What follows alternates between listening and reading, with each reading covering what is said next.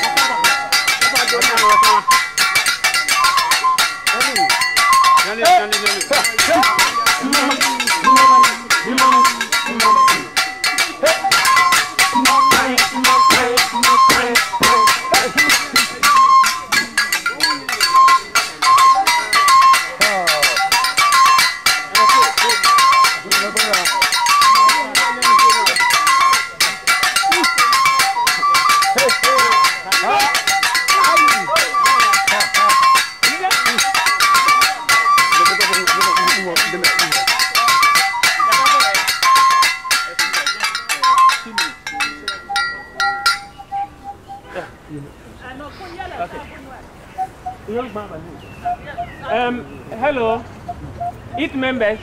You meet Mr. Paul Adum Ochri. He is a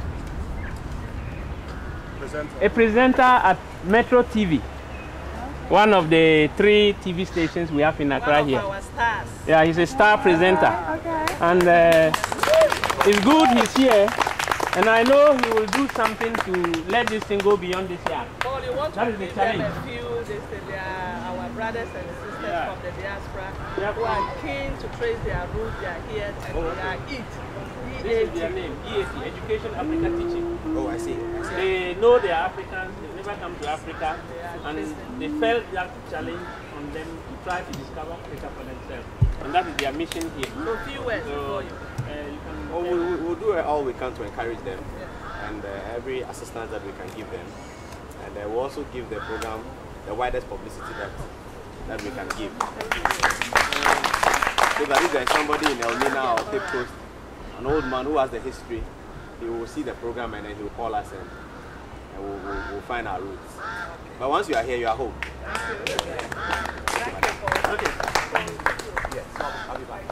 Okay, so you can go ahead. Sorry for the interruption.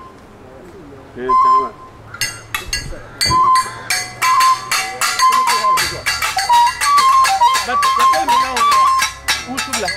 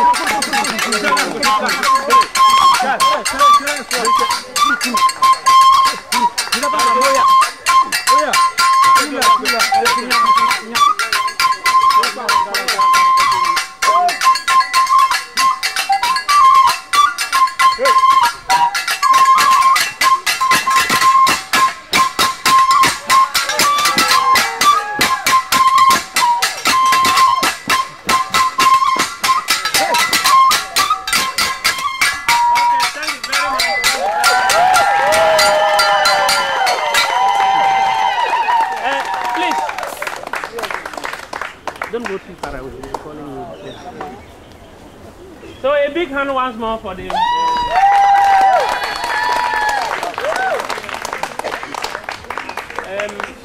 as I indicated from the word go. First of all, I'd like to say welcome to the Eid. Your name? My name is Derek. I'm the first son of Madam Alia.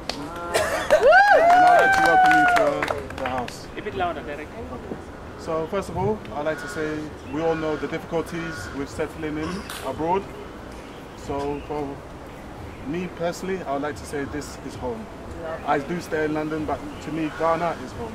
So I'd like for you all to also adopt Ghana as your first and only home. Yes. Okay? So that's what I'd like to say. You're welcome again. So I'll pass on then to Didi. Manma or Didi. Didi. Yeah. Thank you very much. Okay, thank you very much, Derek. So this is Didi. That's the youngest of Honorable Yakubu's children. Welcome, fellow students and teachers. I hope you enjoy your stay in Ghana and take this opportunity to learn more about Ghana and its tradition. I personally like Ghana because of its freedom and kindness of the Ghanaian people. And I hope you all will grow and appreciate Ghana and its people. Thank you. Okay.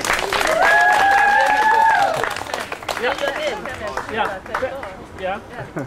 She schools in London, so she'll tell you the name of her school. Okay. I'm going to school in Copthall, class 7. Okay. Top two, That's Barnet. Mill Hill East. Barnet. Mill Hill, yeah. So now, Amanda, on the floor. My name's Amanda, and I go to Bedford High School in Bedford. And to me, like, I only live in London for school, because like every holiday is like the time I get to be myself, and that's here in Ghana.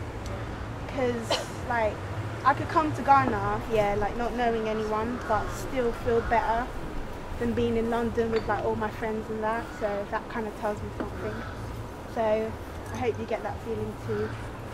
But yeah. A big hand for her. Okay, so Honorable Hawa Yakubu herself will have a word with us before we invite this.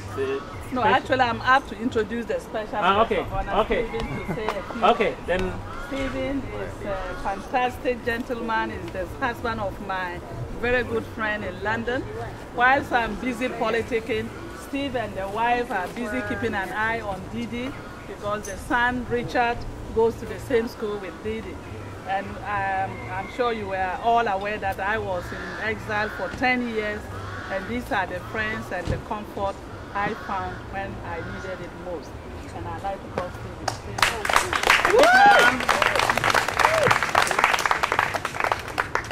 Anyway, first of all, I'm privileged to be here. For me, I could say I'm at home. Right. And for you, you are home. Let's put it that way, because I look at all of you, and your faces, you look just fantastic. You feel homely. It's going to be a little, be longer than you may probably expect. Oh, sorry. It's an experience I just want to share with you. I've been away for so many years, let's put it this way. I got all my kids don't even know where I come from, that's Ghana, okay? And not until only last year that she came on holidays and said to me, look, you're gonna bring that family home, because home is home. And I used to read so much about this country that there was no rule of law. I said, how am I gonna survive? I said, okay, it's been a long time. So I made a journey. I came last year, and to be very frank with you, I was very frustrated. So I went back and I said to myself, whoops, we do. So she came over, and then the next day, I came before you. You were supposed to come the week before. Right, so she said to me, you don't worry. I went in that room with her. She had about 5 phones, that's mobile phones with her. And at one time, they were all ringing. One from somewhere up north, wherever, from the minister, from that and that. Then I said to myself, hold on, I've been here for about 15 minutes, and you haven't even welcomed me. And what you're doing in this house is a charitable work. One lady's problem was, in this country, if you have a medical problem, you have to pay for it. And if you're not in a position to pay for it, you will die. So she was on the phone to me that she needed money for her operation, otherwise she was going to die. Not knowing she herself actually have inflated the operational cost, for her personal upkeep. So she telephoned to the hospital and find out how much it was going to cost.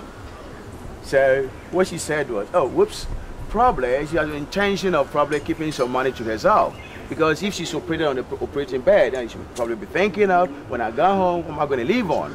So invariably that is going to kill her. I said, whoops, you needed money for your operation to save your life, and then after you needed some extra, why shouldn't you just come clean? You know what she said to me? This is how it is, because the people need and they have no one to turn to. Then I said, excuse me, how much do you earn? I don't mean to be funny if every one of you want to know. She does not earn in sterling, let's say, £200 a whole month. You're talking about 4 weeks. A cleaner in London, almost about a week or whatever, earns about 200. How does she keep this? It's a charitable work she does in this house. She's probably in a privileged position, but that's not what it is. So I said to her, excuse me, I would never ever do this work. Because apart from her ministerial job, she runs this house like a charitable organization. And where is the money coming from? And she says she does not know. Are you going to be bankrupt? He says, well, I still get the work done, and I'm not bankrupt. To cap that, on the question of my land acquisition, some people took my money. We're going back on the rule of law. So I spoke to her on that issue. Only just a phone call. By the time I got there, it's all prepared. The commander himself got up. I said, come on, sir. In England, I never felt so privileged. A commander coming to me and going, I said, oh my God, I feel home. And now I've managed to secure my plot, and I'm building. I don't mean to be funny, I'll show you what the real estate probably falls in that category. That if you have to live in England, you must be a multi-millionaire. And that my little money I had over there goes a long way here. I don't mean to be funny. How many of us from probably England live this way? So you can come home and... No, please. No, further I do. I'm going to show you some more pictures. I'll close this up to you. I'm going to give you some figures. Because I know where I live. I live in Wembley. I live in Wembley. In other words, make money and come home and build. These are the kind of properties, and I'm going to tell you, you don't need that much to live this way. I changed a sterling, and it was more than 12,000 a pound. And you will never accept that for what? Ice cream. Okay? These are some of the homes. And we're talking, it's quite easy for you sitting down there acquiring this easily, because I'm going to give you the figures. If you want to use your camera too, very much, because you would need it. You can keep them on the table. Keep them on the table. Yeah, finally you can probably do that. Keep them on the table. Yeah. You see, just brief, just brief. These homes. It's not a question of the color. I'm talking about how huge These are real houses in Ghana and Accra. You see, Put them on the table. in England, I live in Wembley. Where I live, 3-bedroom semi, okay? And that will cost you, at this market value, almost about 300,000. These properties I've shown you here, we're talking, right, it's on, you can have these properties, if you look at the surrounding, probably just about less than this. In England, it's a ranch. How many people could live this way? With less than 200,000, you can live this way. Less than 200,000. It doesn't buy you even a flat these days. And I know what it is. Because I'm working so tiresomely in there to secure the future for the kids. So I said to myself, come on, home is home. Having come to realize this, they have to come home, so I have to make it possible. And I tell you what, my little money, because I'm trying to develop this myself, I'm within architectural firm. I tell you what, it's going to be far less than what it's in the market, because these properties are in the market at that rate. I'm building at the cost of a fraction of even this. So if you want to be home, then if you get in touch with the honorable sitting down there and put you in contact with the right people, you can do magic. You will be living like queens and kings in this country. And the hospitality, I tell you what, is second to none. I was so frustrated last year, I didn't want to come again. Had it not been here. No, and I'm from here. I was born and bred here. So for me, standing here to tell you that it's really worth, I'm not talking about today. Think of in the future when you retire, a hospitable place you can go and rest and live like a king or a queen is this place. Thank you very much. Thank you very much. We will get you on the advert in London for us. Well, it's not a day of speeches and we're supposed to be here at 11, but fortunately, it has made it possible for me to provide something for us to eat. So please come round and serve yourselves whilst we sit down and enjoy the music. Let them use stuff. Come this way. Let them serve themselves. My sister, give it there. I think I want your plate. This is a bed, isn't it? Yeah. You like to go here. Uniform. Okay. Come on.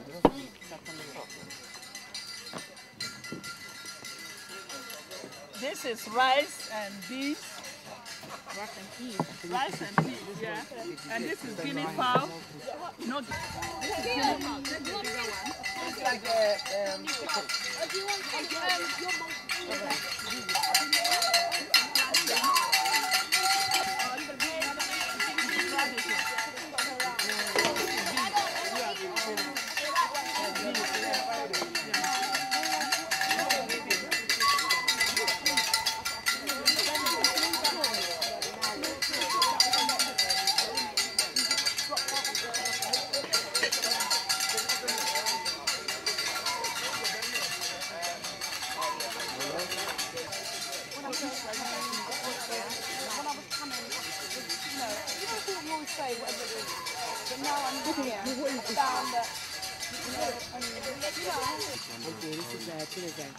Do you mind? Oh, no, not at all. Sorry, I'm just... Oh, don't worry, feel free. Hi. Yeah.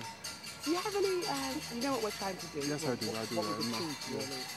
And that's to bring, for Emancipation Day, because I've been here several times, and I've always noticed that America was represented and the Caribbean was represented, but the UK was never represented.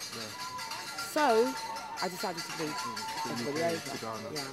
And we've achieved it.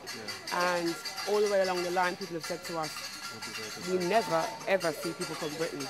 So, you know, we've achieved that. I'm just interested in your view. All right. Yeah, but like I said before, we all know the difficulties with settling down in a foreign country, being African. Like you said at first, we were a bit, how can I say, undecided as to whether African or... But I believe, you know, once you're African, you can't hide it. So for me, being abroad, it's only as a way of bettering myself in order to come back to better my country and my people. So that's how I see it. As for Ghana, Ghana is home. You live here? No, I don't. I live in London. Oh, I see. I live in London. I've been here for the last 8 months only because of Mum. She refuses to let me go back. But I'm in London.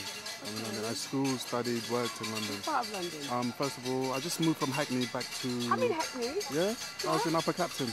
I'm in Stoke Newington. Yeah, Northwood Road. I was there. Yeah, I was just up there. Yeah? Pardon? Number 42 is my doorbell. Number 42 of Northwood Road. Right in. All right. So you moved out of the area now? Yeah, I moved out about a year or so ago. So now where are you? I'm in Miller East with my mum. Yeah, Miller East. That's like end of the Northern Line. Yeah, nicer, quiet. Yeah, it's nice, quiet area. So yeah, I've moved out. I'm there now. So that's what I'm saying. I'm only here just trying to like help my mum settle down. You know, now she's where she is now. So I'm just trying to help her settle down. And then once that's done, I'll just go back and continue work. We've got a keep links.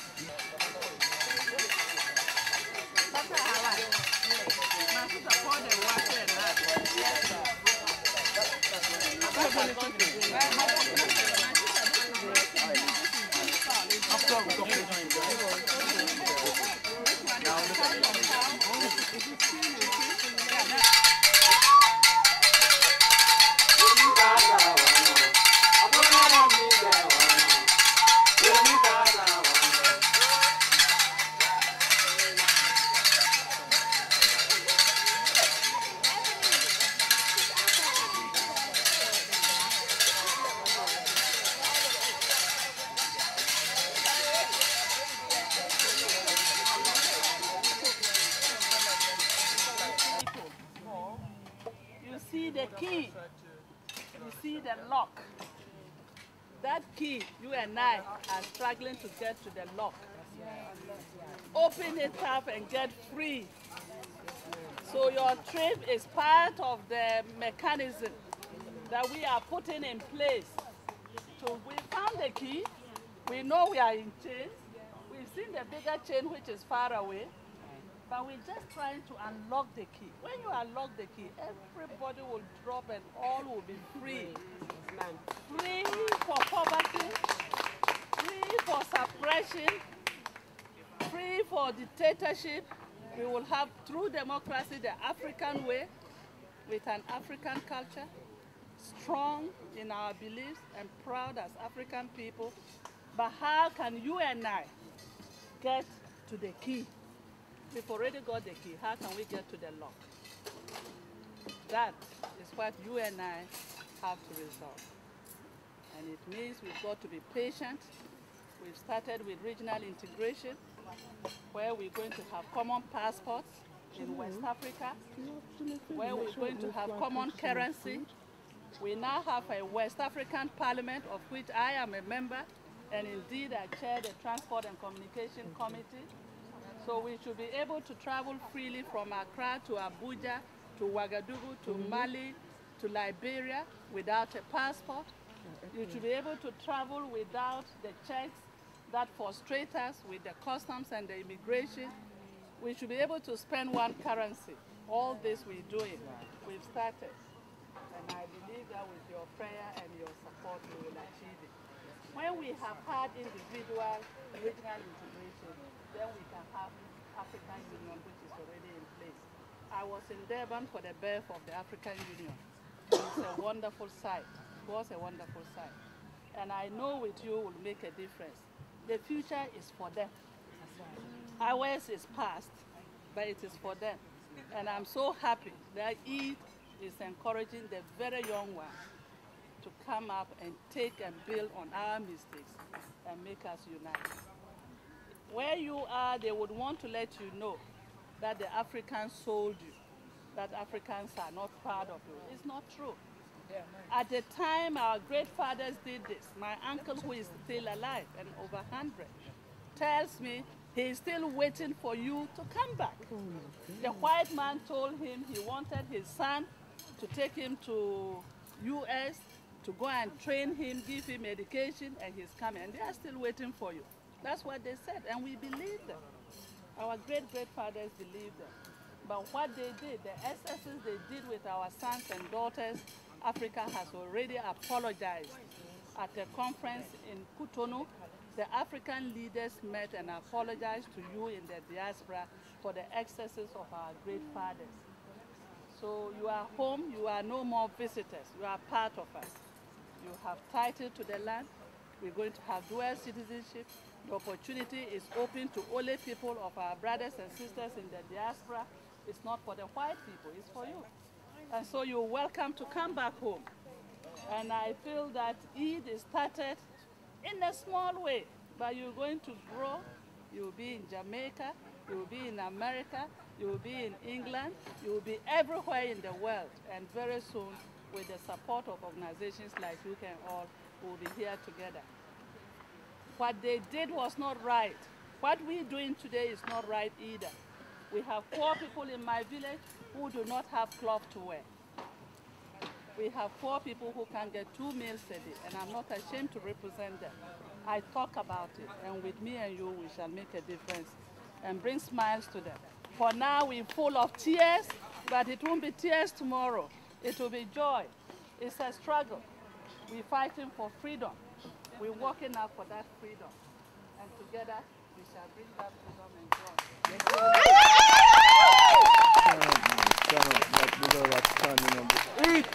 Thank you. You're a fantastic representation of womanhood.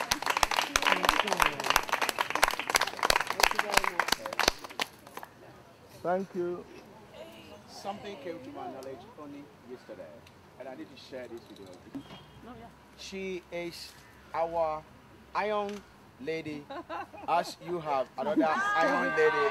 So in Ghana, they call her Iron Lady. So that's a agriculture of Ghana. I give him that. Yeah. You may sit down. You may sit down. Women like that, my God. What a positive role model.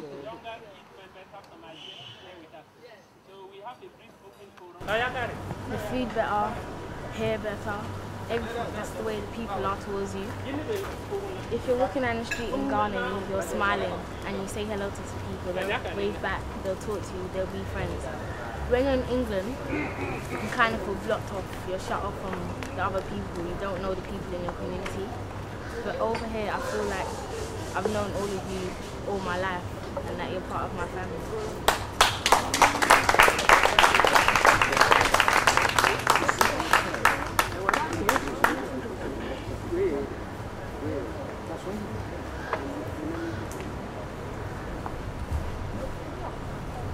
Hello.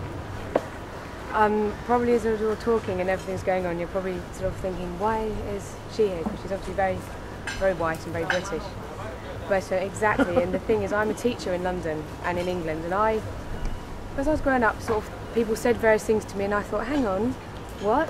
And I've gradually come around and realised through my own awakenings and my own learnings that there's something fundamentally going wrong, and that I was made to be ignorant because I was taught to be ignorant, to not know. So myself and my peers are ignorant because that's what people up high are making us become, and it's causing conflicts between peoples. And I'm a teacher, and I teach mainly African children in my class, and I want to be a better teacher to them and teach my own peers. So I'm here to find out more than I know, to try and start bridging some of those gaps, and to just, you know, fear comes from misunderstandings, and the more people can come to a great understanding of each other, the more people can be allowed to live the way people want to live, but also get on and share and enrich culture. So thank you very much for my experience. It's been amazing. Thank you. Hi, my name's Keo. I'm part of EAT, and my views of EAT is that EAT is here to change the minds of the African children in England. For instance, on videos or adverts you'd see African people and you'd think that you wouldn't want to go to Africa because everyone's poor and they're starving and all this. And my knowledge of Africa from England was that they didn't have TV, they didn't have anything. Everyone was poor and they lived in broken houses and stuff like that. When I came to Africa and I saw that everything was beautiful, the trees, everything, and it was much better than England. And when we go back to England, I hope to tell the children of schools about how beautiful Africa is, and that it's a place that you have to go to know yourself and to learn about yourself.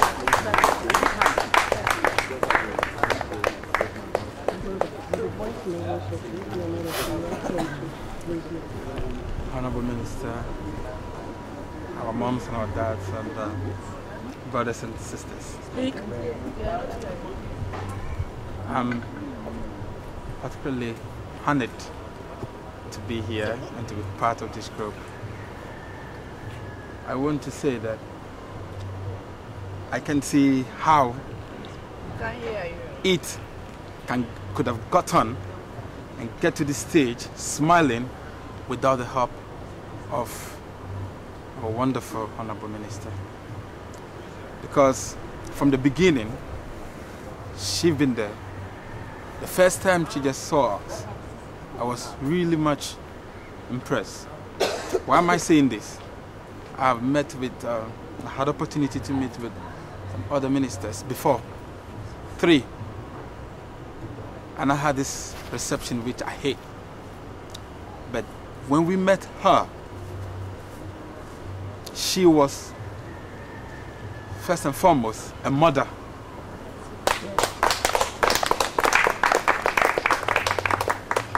She was prepared.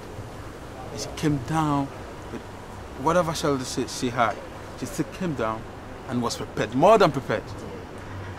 And we're so much impressed. And we want to say we thank you so much. And we know that as we leave here, it's not going to be the end of it. We know that she's our mother here, and it's going to continue. We will only want to say thank you so much, and we do appreciate it. Thank you.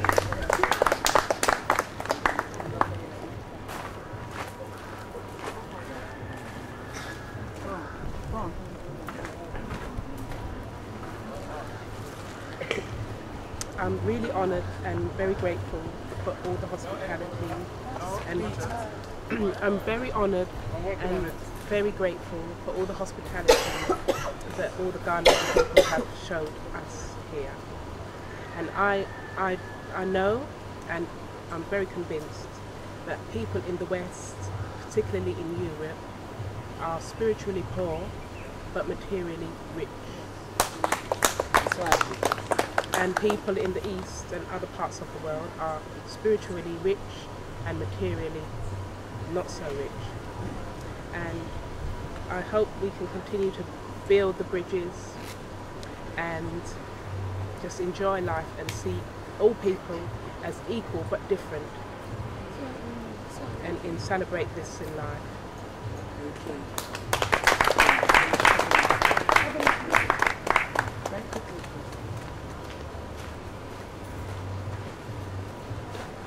Hi, I'm Ebony and I'm a member of EAT.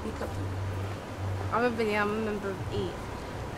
When I came to this country, my expectations were that there wasn't going to be much like TV, there wasn't going to be any greenery, that all the people was going to be poor and they wasn't going to have much money. And when I came here, it was like totally different to England. Like everyone was like more happy, and they would talk to you and they would look into your eyes, and it was just there was like loads of greenery, and everything here is like just so much nicer, and the air as well, it's nice and thick. In England the air is all polluted and thin. That's what I like about Ghana.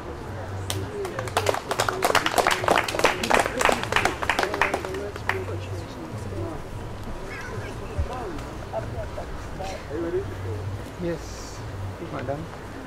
Distinguished guests, fellow EAT members. I'm the granddaddy of the party. And if I could just use very briefly my own personal experience to sum this up for me. When I went to England as a child, very similar to some of the ages of the children there. And my mom and dad went to improve their standard of living. But in Britain now we're approaching a point where it's actually better to live in Africa and in the Caribbean and so forth. So in some ways it's come full circle now. So I brought some of the children to show them that they really don't have to live in England any longer. They can actually return home and they'll be given every possible thing that they can be given. So when this gentleman here showed me the homes, I thought that was it, yeah? Because once it becomes uneconomical, there really is no more point in living in Britain, because that was the reason that my parents first went to Britain. Exactly. So thank you.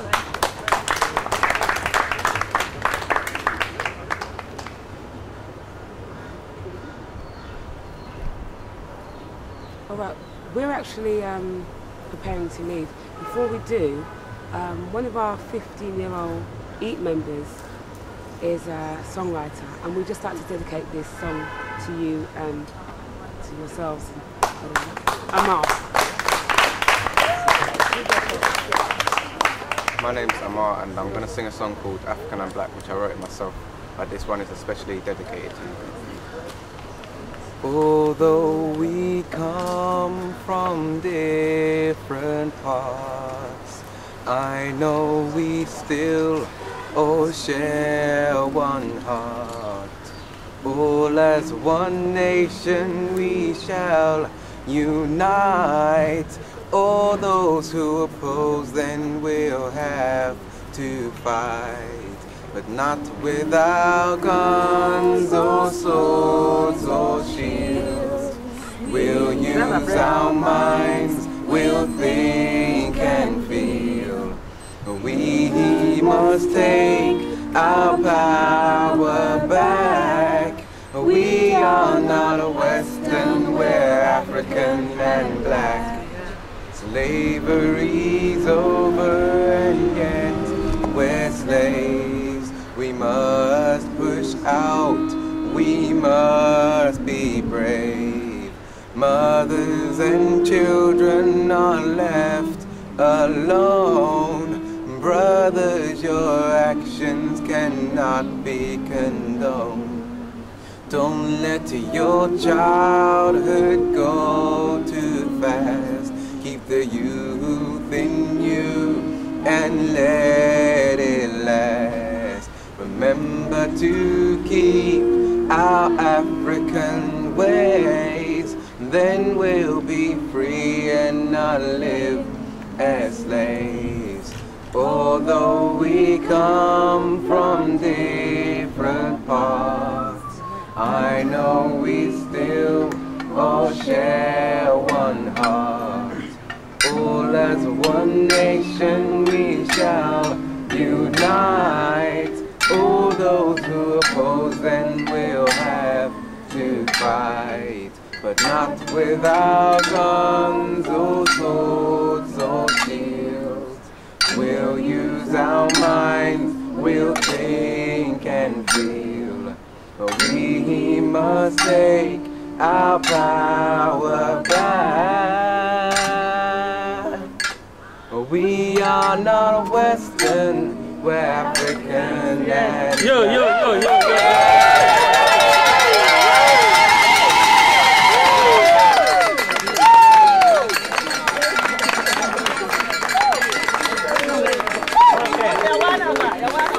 Okay, so please take your seat.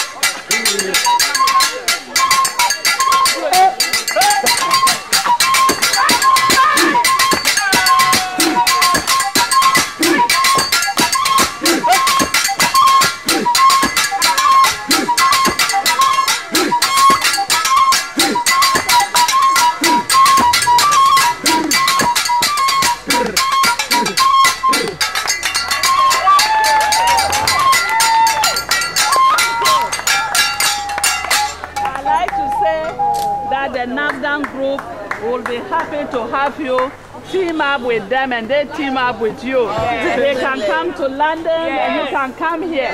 So if there are very important concerts, we'll let you know so that we can work together. And anytime you have a big concert, you need them, let me know. I will arrange and pay for them to come.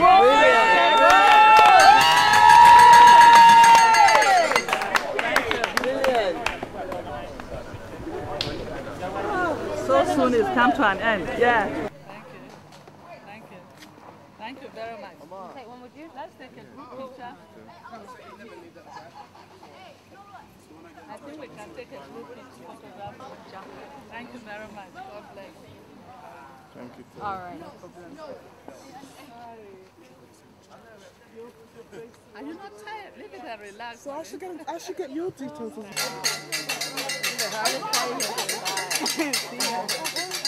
Thanks, darling. Thank you. Thank you, honey. I'm very proud of you. Love you. Good work. Thank you. Good work.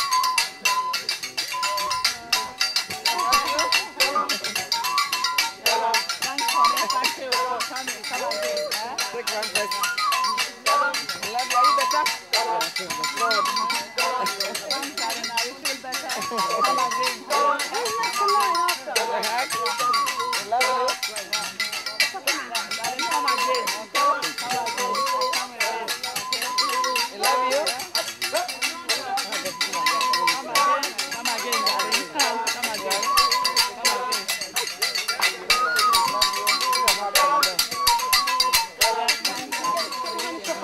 Thank you. Thank you. Love you. Love you too. Thank you. So nice. Love you. Come again. Come again. We appreciate it. Let's spread the word.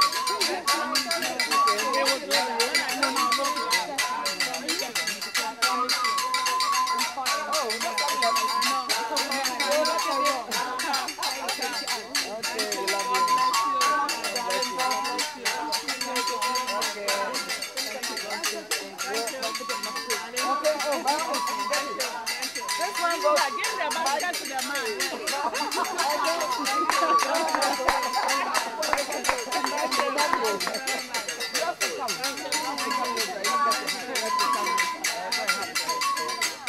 I'll get you your present. I'll get you change. I will wrap it for you.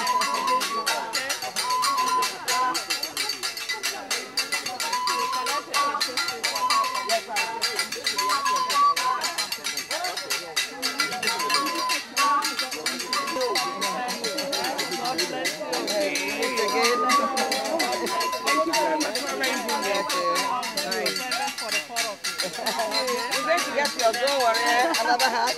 Well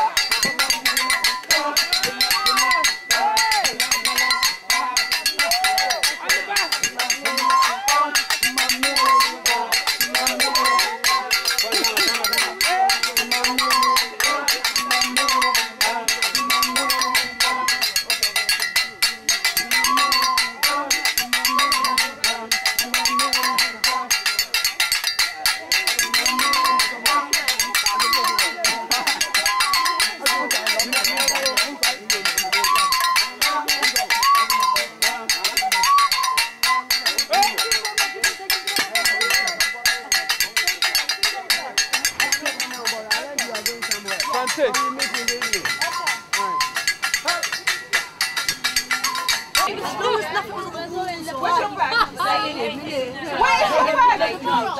Has everyone got their stuff? Yes, Ebony. Tomorrow. Sandra, does anyone have stuff?